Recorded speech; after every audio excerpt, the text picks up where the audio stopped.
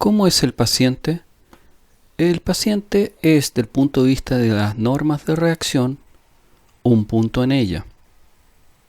Esta es una clase de medicina evolutiva del profesor Stephen Stearns de la Universidad de Yale y traducido libremente por el quien habla.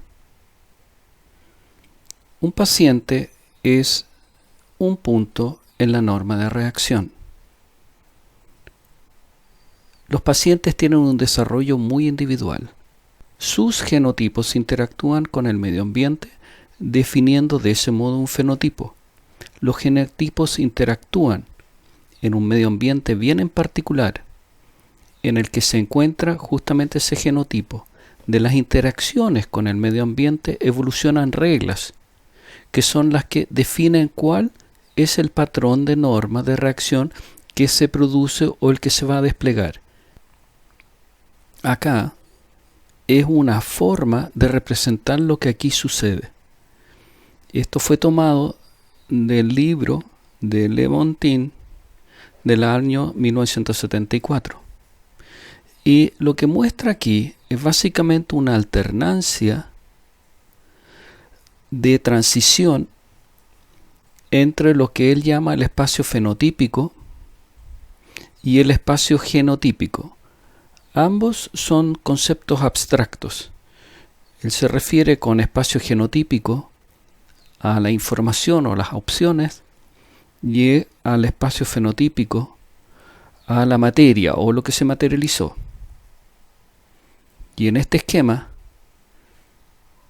G1 es el genotipo que en la transición o transformación 1 se transforma en el fenotipo 1. Esto esencialmente es el desarrollo de un genotipo, se desarrolla hacia el fenotipo.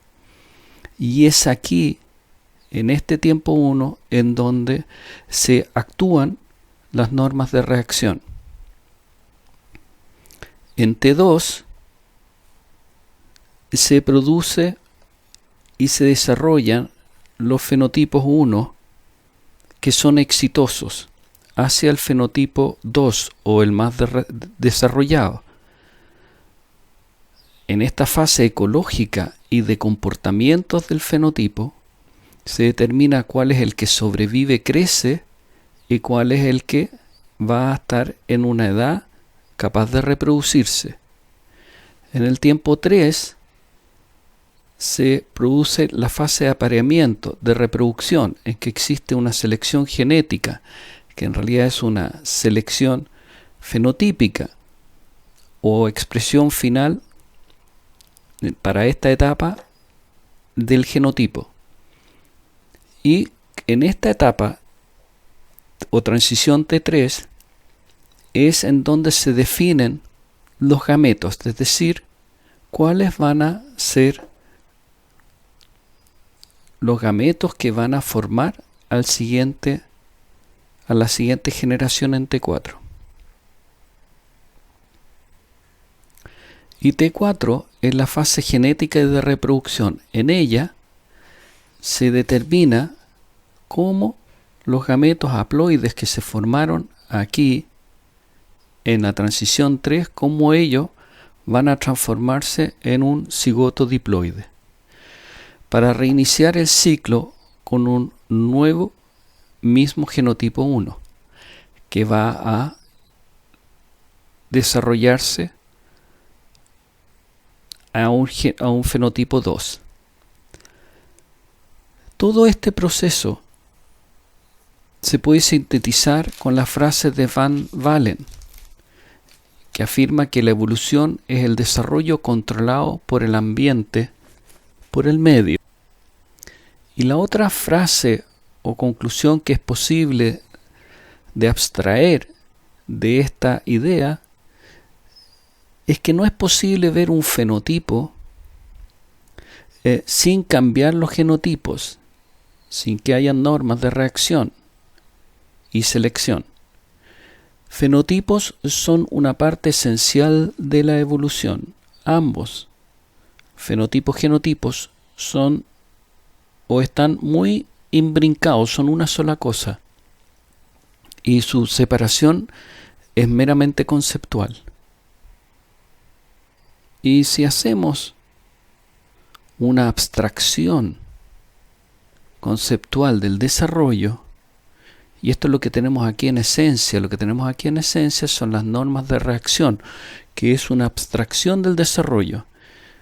Entonces es posible de hacer evidente una serie de cosas, como por ejemplo, si graficamos el tamaño al momento de su madurez de una especie, un gran número de ellos se comporta que en la medida que aumenta la temperatura del ambiente, el tamaño que tiene al momento de madurar es menor. Y aquí vemos la curva de un solo genotipo en el cual a distintas temperaturas tiene distinto tamaño al término de la madurez, y en este caso es de menor tamaño.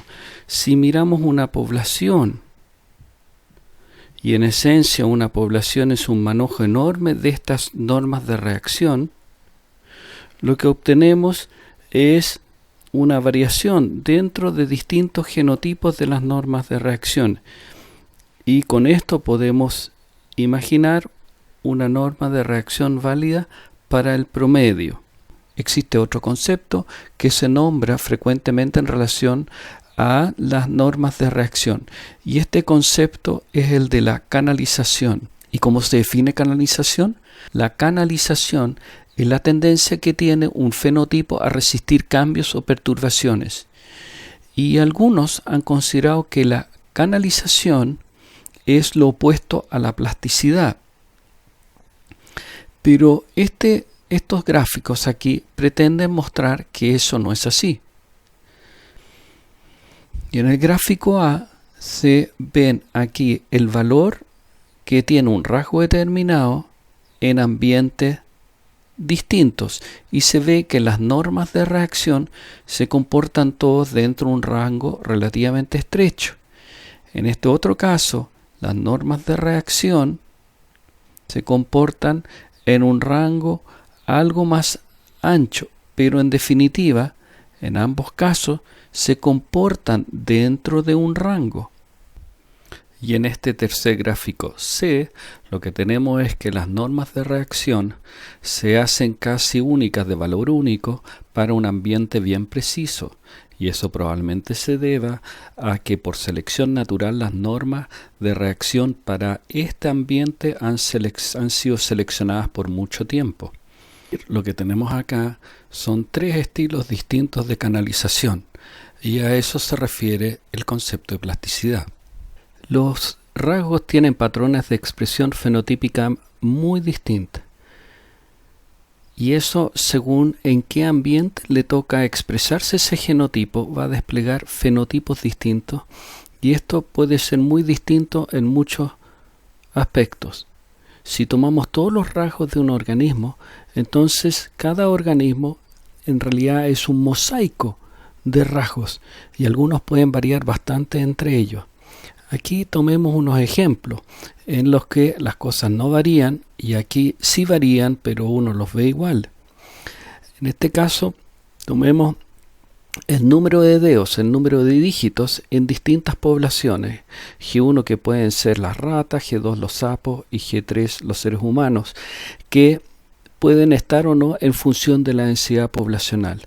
Aquí vemos que no importa qué densidad poblacional hay, siempre van a conservar 5 dedos. Es decir, estas tres líneas no se intercruzan, no interactúan.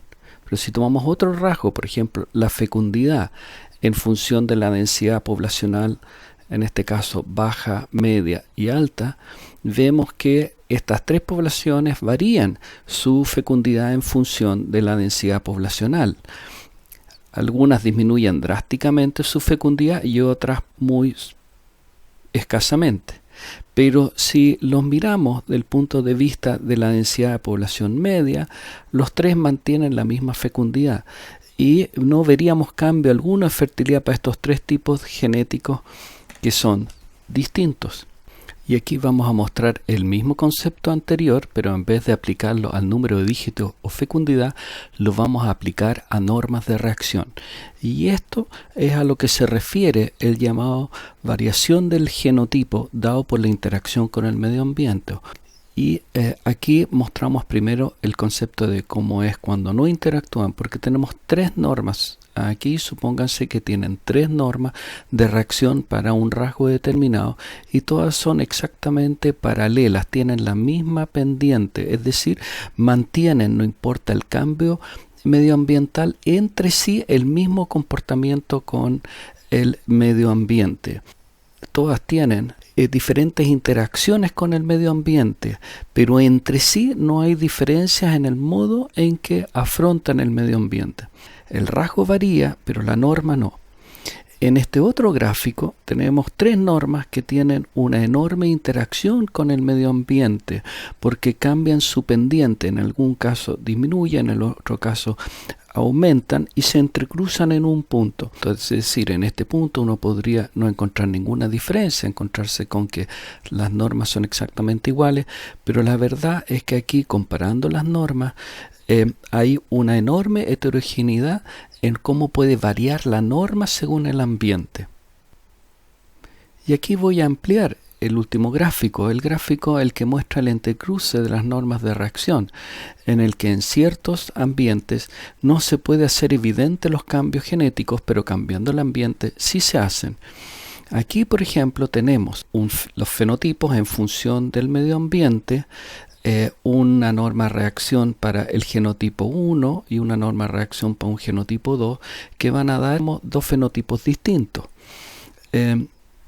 Y si usamos esta norma de reacción como un espejo para que en cierto medio ambiente se dé este despliegue de fenotipo, vamos a ver de que en este ambiente, pues estas dos normas de reacción van a ver claramente dos fenotipos distintos expresados.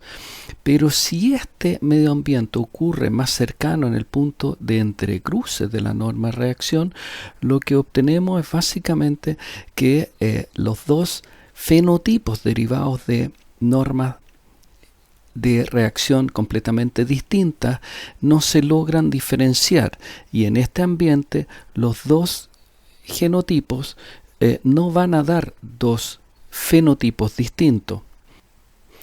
De modo que las normas de reacción hay que entenderlas como transformadores o implementadoras de la información genética, y lo hacen en función de la variación del medio ambiente.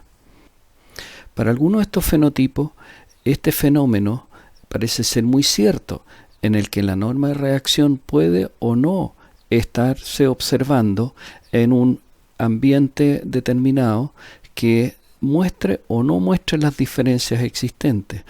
Un ejemplo es cuando un ambiente A es en la naturaleza y el otro ambiente, la condición, es en el laboratorio, y existe la posibilidad de que en el fondo lo medido en el laboratorio tenga una muy baja correlación, tiene una muy baja predictibilidad de lo que va a ocurrir en la naturaleza, de manera que el dato de laboratorio puede que no se pueda encontrar en la naturaleza. Esto puede ser tan drástico que las correlaciones genéticas pueden cambiar de signo, y esto en función dependiendo de algo en el medio ambiente. Cuando existe un cambio ambiental que resulta determinante en la expresión genética, entonces decimos que existe un mecanismo codeterminante del desarrollo. Es el que en buenas cuentas da origen a este concepto de plasticidad genética, y que es capaz de acoplar una selección de una variación genética disponible, variación genética, con los cambios del ambiente, la covarianza ambiental. Estas correlaciones genéticas pueden determinar una selección en forma indirecta con resultados sorprendentes. En algunos ambientes, la selección en favor de un rasgo también incrementa otro rasgo con el cual está correlacionado. En un segundo ambiente, en cambio, la selección en favor de un rasgo disminuye el segundo rasgo con el cual está correlacionado. O en ambientes intermedios, como los descritos arriba, la selección de un rasgo no se va a correlación con ningún otro rasgo. Este fenómeno es especialmente importante tener en cuenta cuando se está tratando de evaluar el efecto de las compensaciones, es decir, el resultado del balance de compensaciones, trade-off, entre rasgos y ambientes, para interpretar correctamente. Y aquí un ejemplo. Estos son los sapos de pata de pala que tienen un periodo larval que puede variar según las condiciones de estanque o de crianza. Aquí en el gráfico se representan el número de días que son larvas y aquí el peso que tienen al momento de abandonar el estanque, es decir, dejan de ser larvas. Y aquí están 5 familias distintas de sapos criados en un estanque de corta duración. Y estas mismas 5 familias, habiendo sido divididas antes en los distintos estanques, criados en estanques de larga duración. Y lo que se observa es que en estos estanques de corta duración, la correlación interfamiliar es negativa con respecto al tiempo, es decir, en estanques de corta duración, los que van demorando el tiempo para completar su estado larval lo hacen con un peso corporal menor. En aquellos estanques de larga duración, aquellos que demoran su periodo larval terminan con un peso corporal mucho mayor, es decir, tienen una correlación familiar positiva. Y lo que unen estas barras son estas mismas familias que aprovechan de manera distinta el cambio de estanque. Como vemos, este es un ejemplo en el que la correlación genética cambia cuando hay cambio del ambiente. Y aquí tenemos otro caso como ejemplo de un cambio de la correlación genética cuando hay un cambio en el medio. Este es el caso de la mosca de la fruta. Aquí han sido criadas las larvas de las moscas en distintas concentraciones de levadura que al descomponer el medio ofrecen mejoras en las oportunidades metabólicas para el crecimiento de estas larvas. Aquí se tiene el peso a las que eclosionan estas larvas y aquí la edad que tienen estas larvas al momento de eclosionar. Y en estos sets se reproducen solamente moscas femeninas en forma asexuada, de manera que se tiene un perfecto control clonal sobre ellas. Y después de 5 reproducciones, es decir, se están observando los nietos de las moscas introducidas a esta observación, lo que se obtiene es una correlación genética positiva cuando están bien nutridos aquí y crecen rápido, demoran un poquito más el estado larval y pueden eclosionar a un peso mayor. Pero esta correlación se hace negativa, es decir, demoran mucho más tiempo su estado larval, perdiendo con ello el peso al momento de eclosionar. De modo que la correlación genética cambia, positivo en un buen medio, negativo en un medio más empobrecido. Las consecuencias del balance de las compensaciones, del trade-off, en las normas de reacción para las definiciones genéticas pueden ser enormes. Las correlaciones genéticas de un rasgo pueden cambiar de una población a otra, pueden cambiar dentro de la misma población por un cambio en la frecuencia de un gen, pueden cambiar durante el desarrollo y pueden cambiar de medio ambiente en medio ambiente. La selección de los fenotipos tiene una enorme importancia porque selecciona el devenir de todo esto en un momento dado, porque definen al final la historia de vida, es decir, la bitácora biológica. Y esto ocurre como resultado de todos estos principios. Y aquí un ejemplo en humanos. Este es el caso de los mellizos univetilinos Otto y Ewald Spitz, es decir, son clones genéticamente idénticos. Otto y Ewald tomaron una disciplina deportiva distinta a partir de los 18 años. Otto fue corredor y Ewald fue un elevador de pesas. En esta foto, ambos tienen 22 años, es decir, solo 4 años de haberse sometido a una actividad física distinta. Y lo que aquí tenemos son dos personas que tienen un aspecto completamente distinto. Y esto es resultado de la plasticidad genética y de la dieta. Lo que se ilustró en la imagen previa tiene una enorme importancia en la salud pública, porque explica el origen y el mecanismo evolutivo implicado en la salud y la enfermedad de los adultos. Son estas normas de reacción que se hacen evidentes cuando hay un cambio en el ambiente. Son las normas de reacción que se despliegan distintos según la experiencia que se tenga con el medio. La variación de estas experiencias que existen en la vida temprana tienen consecuencias mucho mayores. Los bebés delgados tienen un mayor riesgo de enfermedad cardiovascular, diabetes y obesidad en edad avanzada. Los bebés que nacen por cesárea tienen un mayor riesgo de enfermedades atópicas y la obesidad. Los niños que tienen tratamientos con antibióticos antes de los 2 años tienen un mayor riesgo de obesidad y alergias. Estas son todos ejemplos de normas de reacción. Son la variación de las respuestas de los genotipos a variaciones en el medio ambiente. Resumen. La expresión del desarrollo de muchos fenotipos es muy sensible a los cambios del ambiente. El concepto de norma de reacción es muy útil para analizar cómo los genes y los medios ambientes interactúan para definir a los fenotipos. Normas de reacción son propiedad de los genotipos. En los seres humanos, la mayor visibilidad de este fenotipo lo ofrecen los gemelos idénticos, los homocigotos, que se desarrollan en ambientes distintos y los vemos distintos.